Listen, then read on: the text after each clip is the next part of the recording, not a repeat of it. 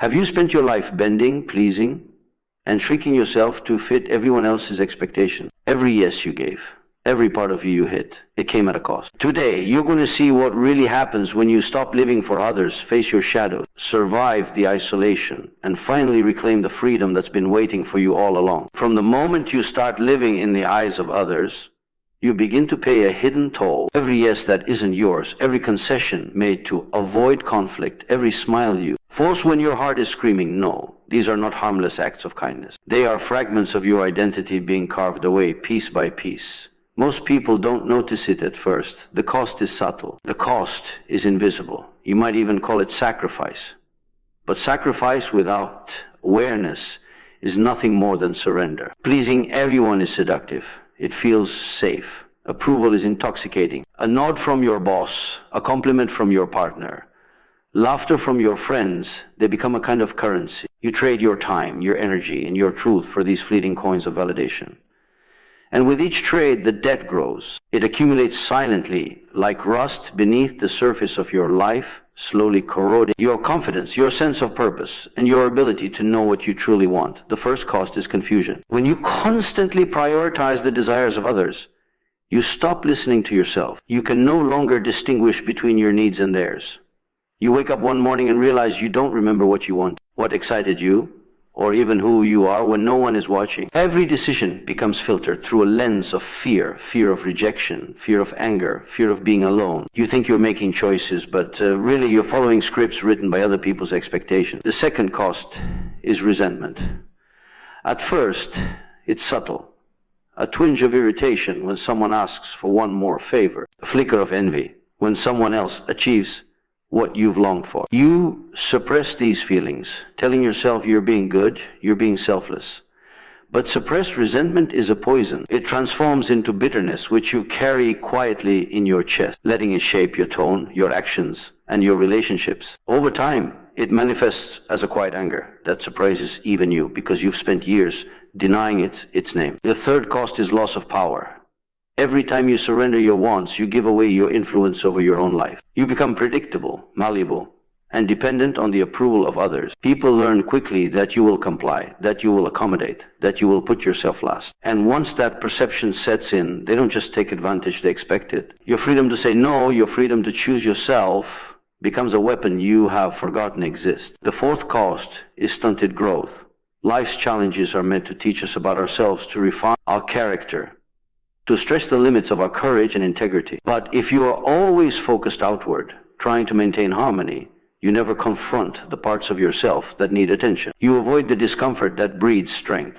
You settle into the easy path, which is soft, predictable, and deadly to the soul. While the world is moving, learning, and evolving, you are standing still, polishing a version of yourself that is designed to be acceptable but never remarkable. The fifth cost is emotional exhaustion. Human energy is finite. Empathy has limits. If you constantly drain yourself for the sake of others, you end up depleted, fragile, and resentful. Even if no one notices, you feel perpetually on edge, anxious, or unfulfilled, as if something essential is missing. And what is missing is you, the real you, the unedited, unfiltered version that has been asking for attention behind the walls of compliance and sacrifice. Pleasing everyone also blinds you to reality. You start believing that the world will love you if you perform well enough, behave nicely enough, or hide your true feelings. But the truth is simple. The world responds to authenticity, not performance. The people who genuinely matter will notice when you are bending too far. The rest will take advantage, misunderstand, or leave. And the tragedy is that by the time you realize this, you may have lost sight of yourself so thoroughly that reclaiming your voice feels impossible. Finally, the cost reaches the soul. Every act of self-neglect, every compromised boundary, every moment you hide your truth chips away at your spirit. You begin to doubt your value, your instincts, and your ability to matter. You become a hollow mirror reflecting the expectations of others, not the reality of who you are. And the more you invest in this reflection, the more you forget that the real treasure, the real life, is not out there in their approval. It is within you, waiting patiently for the day you finally dare to say no. Pleasing everyone may seem noble at first. It may feel necessary, comforting even. But it is a debt that compounds, a silent thief that robs you of clarity, courage, and connection with yourself. The consequences are subtle at first, almost invisible, until one day you wake up and realize you have spent years negotiating with the world while abandoning your own needs, desires, and potential. True individuation begins when you finally stop seeking the approval of others and start listening to the voice that has always been inside you. It is the moment when you recognize that living to satisfy external expectations has brought nothing but exhaustion, confusion, and a hollow sense of existence. Up to this point, much of life has been reactive. You followed scripts written by parents, society, friends, and colleagues. You have mirrored their desires, adjusted your behavior, and hidden your impulses in the name of acceptance. Individuation is the painful realization that the life you have been living is not yours. This moment rarely arrives softly. It does not come with applause or comfort.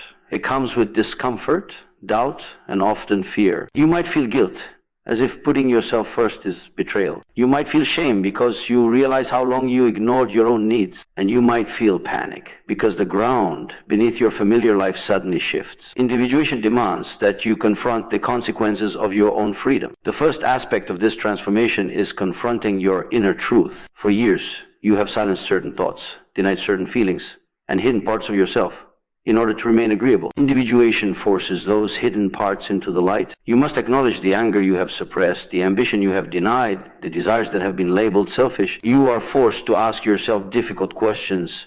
What do I really want? What do I truly believe? Who am I when no one is watching? These questions are terrifying because they strip away the comforting illusions that kept you compliant and safe. The second aspect is accepting responsibility for your choices. Once you step into this awareness, you can no longer blame others for your dissatisfaction. The moment of individuation reveals the truth. Your life has been shaped as much by your acquiescence as by external pressures. This realization is both liberating and terrifying. Liberating, because you finally see that you hold the power to change, to reclaim, to redirect your own path. Terrifying, because the responsibility of freedom is heavy. There is no one else to rely on, no script to follow, no guarantee of approval. Every choice is yours, and every consequence is yours to bear. The third aspect is integrating the shadow. Individuation is not only about discovering the parts of yourself you like, it is about confronting the parts you dislike or fear. The qualities you have, hidden pride, jealousy, selfishness, rage, or ambition are not enemies. They are raw energy waiting to be recognized, disciplined, and channeled. True individuation requires that you stop pretending you are only light, only good, only agreeable. You must reconcile the totality of yourself, the darkness as well as the light, in order to become whole. The fourth aspect is the courage to act authentically. Awareness alone is insufficient. Individuation demands that you live according to this new understanding of yourself. You cannot remain a shadow of others' expectations. You cannot continue to please at the expense of your own life. Every decision, every boundary, every interaction becomes an opportunity to assert your authentic self. This is where fear is most intense. The world will resist. Friends may withdraw. Family may criticize. Colleagues may resent. But the act of individuation is the commitment to yourself over comfort, to truth over conformity, to growth over approval. The fifth aspect is reclaiming creative and spiritual energy. Once you begin to live in alignment with your authentic self, energy previously spent on appeasing others is freed. Creativity, clarity, and intuition emerge.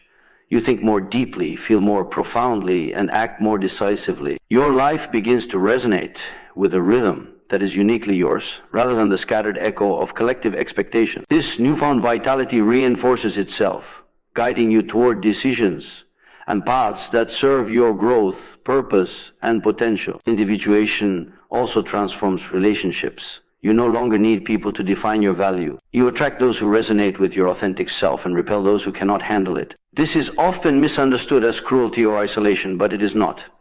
It is alignment. The bonds that survive are no longer rooted in dependency, obligation, or compliance. They are rooted in truth, mutual respect, and genuine connection. Finally, the moment of individuation is a confrontation with mortality and meaning.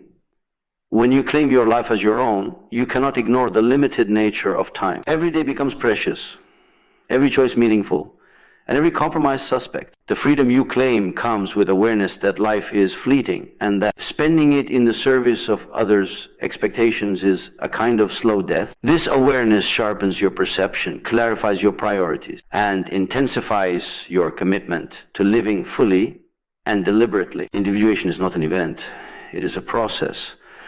continuous unfolding of self-awareness, responsibility, integration, and action. It is painful, exhilarating, and isolating. It separates you from the crowd while drawing you closer to yourself. It forces you to confront everything you have hidden, denied, or avoided. And it demands courage, because once you choose this path, there is no returning to the comfort of conformity. The moment you stop bending to the will of others, stop hiding behind the mask of compliance and approval, something remarkable and terrifying happens.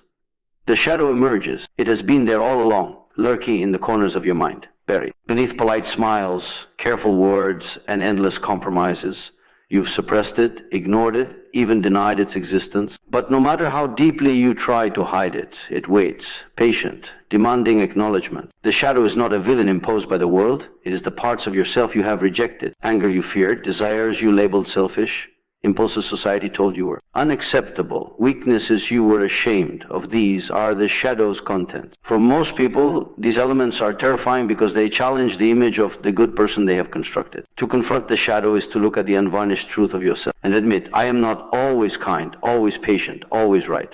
I am human. The first step in revealing the shadow is recognition. You must see it without judgment. The anger that surges when someone crosses a boundary, the envy that flares when someone succeeds, the secret cravings for power or attention, these are not moral failings, they are signals. They are the raw, unprocessed parts of your psyche calling for attention. To deny them is to allow them to grow unchecked, leaking into your decisions, relationships, and inner life in ways that sabotage the very authenticity you are trying to claim. The second step is acceptance. Recognition alone is not enough. You must acknowledge that these aspects are part of you, not temporary anomalies to be ignored or eradicated. The shadow is a repository of energy, often dark, uncomfortable, and socially condemned, but it is energy nonetheless. Anger can be transformed into clarity, ambition into direction, fear into vigilance, and desire into motivation. The refusal to accept your shadow keeps you fragmented, a puppet whose strings are pulled by the impulses you refuse to claim. The third step is integration. The shadow is not a side quest in personal growth, it is central to it. Integration does not mean acting out every impulse without restraint. It means consciously engaging with these hidden parts and learning how to harness them. The rage that once caused destruction can become the force that drives you to set boundaries. The jealousy that once poisoned relationships can reveal what you truly value. The fear that once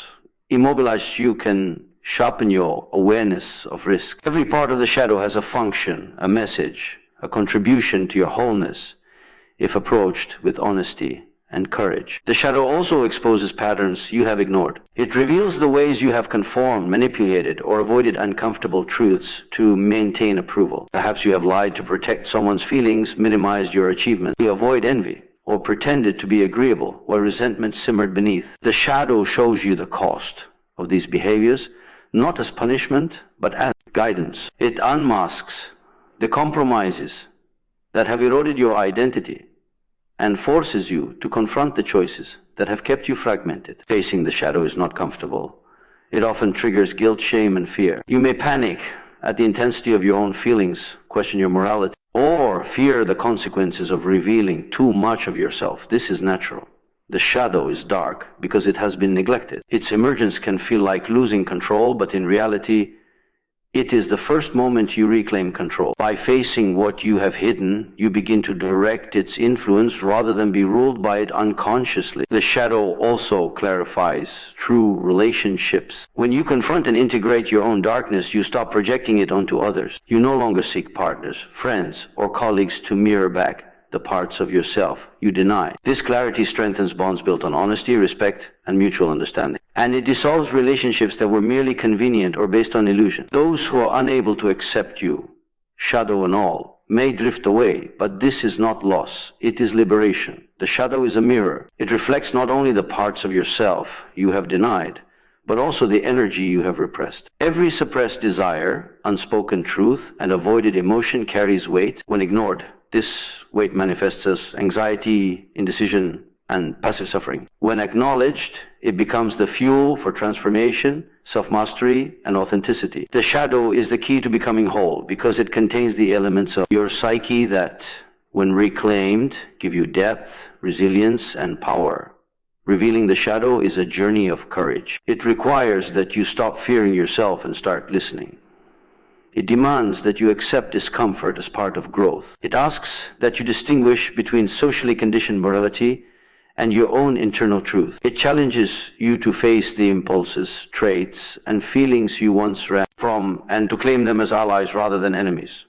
This process is not easy. It is often lonely. The shadow resists, the world misunderstands, and the ego balks. Yet, each confrontation with the shadow strengthens your identity, sharpens your perception, and increases the authenticity with which you can live your life.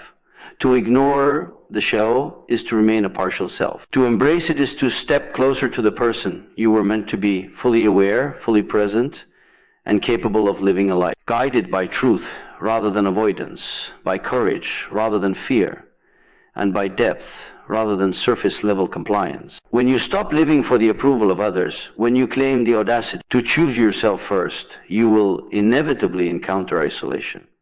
It is not a punishment, though it feels like one at first. It is not a curse, though your mind may scream that way. It is the crucible through which transformation occurs. The people, patterns, and comforts you have relied on will shift.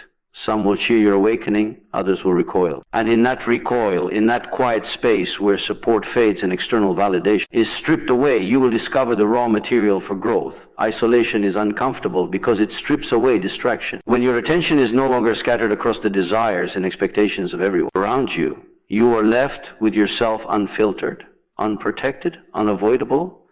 The quiet that once felt lonely becomes a mirror. In it, you are forced to confront the parts of your psyche you have long ignored, your fear, your ambitions, your unresolved wounds, and the shadow aspects of your personality. This confrontation is the foundation of genuine individuation, because the self can only be discovered when external noise is removed. The first lesson isolation teaches is clarity. When you are no longer bending to fit the mold of others, you see reality as it is. Relationships that were superficial or conditional reveal themselves. Tasks and commitments you took on out of obligation become visible for what they are. Drains on your energy. Opportunities that align with your authentic self begin to stand out because the fog of constant accommodation has lifted. In this space, your mind becomes a scalpel, able to cut through distraction and identify what truly matters. The second lesson is resilience.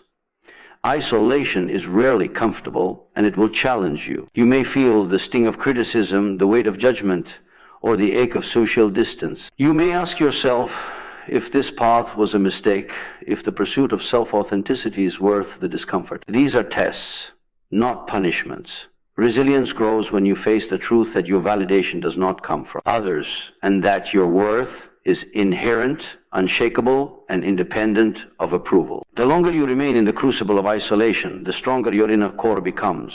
The third lesson is self-reliance. When you are isolated, you cannot lean on the approval, reassurance, or guidance of others. You must trust your intuition, your judgment, and your moral compass. This trust is not granted instantly. It is earned through repeated practice, through decision after decision made without external crutches. Every choice you make, every boundary you set, every moment you honor. Your own truth reinforces the foundation of a self-directed life. In this way, isolation becomes a teacher, and solitude becomes a training ground for mastery over your own existence. The fourth lesson is creativity and insight. Freed from the constant need to conform, your mind begins to explore possibilities previously suppressed. Ideas long buried under fear of judgment emerge. Solutions that were invisible in the noise of external influence become clear. The isolation that once felt like punishment now reveals itself as opportunity, a chance to cultivate originality, depth, and vision. This is why some of the most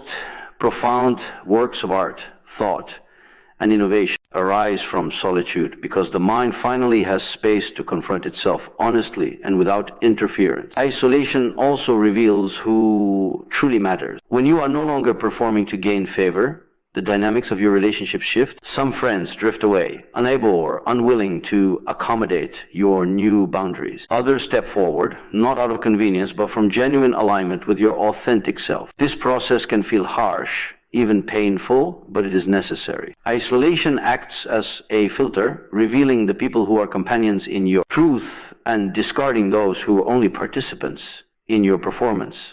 The fifth lesson is intimacy with yourself. Isolation forces reflection, meditation, and internal dialogue. You learn to sit with your thoughts without distraction, to examine your fears, without avoidance, to confront your longings without shame. The solitude that initially triggers discomfort becomes the soil in which your self-awareness grows. You begin to understand your motivations, your boundaries, your needs, and your desires in ways that are impossible when your attention is constantly diverted toward pleasing others. Finally, isolation teaches acceptance of reality as it is. Without external influence, you confront life in its unvarnished form, the limitations, the unpredictability, the uncertainty. You can no longer hide behind social masks or superficial engagement. The truths you face in isolation are uncomfortable, but they are real, and reality is the only platform from which true transformation can occur. The solitude strips away pretense and forces you to become honest with yourself in ways that are raw, unmediated, and ultimately liberating. Isolation is not a void, it is a crucible, a proving ground, and a revelation. It exposes fragility, tests courage, and forces self-ownership. It is in this space that you discover resilience, clarity, creativity, and authenticity. You may feel lonely, abandoned, or fearful, but these sensations are the necessary weight of growth. The pressure of isolation compresses the elements of your personality, forging strength from vulnerability and insight from discomfort. When you finally stop living to satisfy others, when you embrace the discomfort of isolation and confront the parts of yourself you've long denied, a peculiar and profound phenomenon emerges: freedom. Not the kind of freedom you read about in books or see in movies, superficial liberation of movement or circumstance, but a deep, unshakable internal freedom that transforms how you experience life. It is freedom that has been waiting for you behind layers of obligation, fear, and self-denial, invisible until the moment you claim it. The first aspect of this freedom is sovereignty over your choices. No longer are you making decisions to placate, impress, or avoid conflict. Every yes and every no becomes a deliberate act, a reflection of your true priorities and values. Previously, your life was a mosaic of other people's expectations. Now, it is a canvas painted by your own hand. This sovereignty brings clarity. You no longer waste energy on things that do not serve you, and every action gains weight and meaning because it emerges from authenticity rather than compulsion. The second aspect is emotional liberation. When your worth is no longer tied to approval, judgment, or validation, you experience an emotional independence that is both rare and radical. Anxiety dissipates because you are no longer contorting yourself to meet imagined standards. Resentment fades because you stop investing in others' happiness at your own expense. Even fear takes on a new character. It becomes a signal, not a prison. You are free to feel without suppression, free to express without fear, free to experience life on terms that belong to you and you alone. The third aspect is clarity of perception. When you stop living in reaction to others, you begin to see the world as it truly is.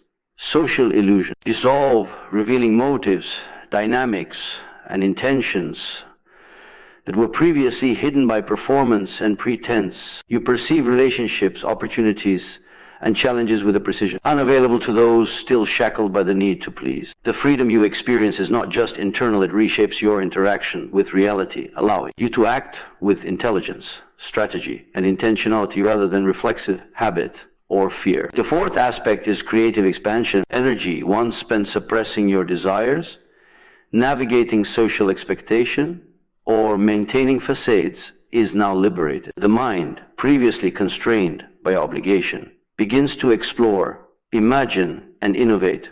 Ideas that were dormant awaken. Solutions that were invisible become apparent. This freedom fuels not only self-expression, but self-realization. You begin to inhabit the fullness of your potential, not because the world allows it, but because your eternal constraints have finally been lifted. The fifth aspect is authentic connection. When you live freely, relationships change in character and quality. Those who resonate with your authentic self are drawn in, while superficial or conditional bonds fall away. You experience connection not as performance, but as resonance, not as obligation, but as mutual recognition. There is a rare intimacy in interacting with others without pretense, a depth that can only exist when both parties engage fully and honestly. The freedom you claim is therefore not solitary. It radiates outward, reshaping the social world around you. Another dimension of this freedom is time reclaimed. When your life is no longer dictated by external expectation, you spend your hours according to what matters to you. The minutes and days that once slipped away in the service of pleasing others are now available for reflection, creation, and pursuit of meaningful goals. Life becomes less about endurance and more about engagement. Every moment gains significance because it is chosen consciously rather than endured passively. The unseen freedom also manifests as inner authority. There is a power that comes from knowing that your values, your boundaries, and your priorities are non-negotiable. You no longer require external validation to justify your decisions. You navigate challenges, conflict, and uncertainty with a grounded confidence that stems not from arrogance but from authenticity. This authority is invisible to the casual observer, but it transforms. Your entire experience, interactions are no longer manipulation. Compromises no longer feel like self-betrayal, and you move through the world with alignment rather than tension. Finally, this freedom is profoundly transformative. It changes the way you approach goals, risks, and relationships. It allows you to embrace your shadow without fear, to act in accordance with your true self, without hesitation, and to pursue life on terms that reflect depth rather than conformity. It is the culmination of the journey that begins with ceasing to please everyone, confronting the shadow, and enduring isolation. It is not a superficial liberation, but a deep restructuring of mind, heart, and spirit, giving you access to possibilities and perspectives previously unimaginable. This unseen freedom is subtle yet undeniable. It is quiet at first, appearing as moments of relief, clarity, or joy that were impossible when you were governed by obligation. It grows steadily, reshaping perception, energy, and purpose. Every act of authenticity reinforces it. Every boundary you set strengthens it. And every acknowledgement of your true self magnifies it. Freedom, once claimed, is no longer external. It becomes the lens through which you experience life. An internal sovereignty that cannot be taken away, only deepened.